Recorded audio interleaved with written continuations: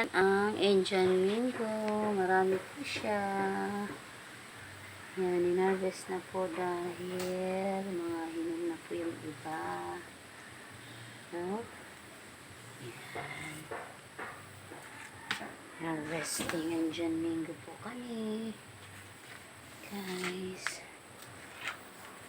Ito po yan sa bakuran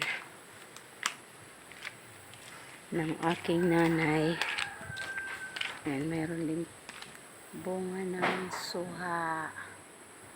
Ayan po yung bunga ng suha. Ayan naman yung Indian Mango.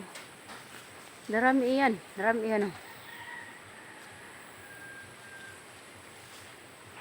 Masayo na lang doon ang pagpudo. Ayan, madali lang pitasin dahil nasa bubong ng bahay. Di ba mga lahing na ano? Ayan, lahing na. For watching.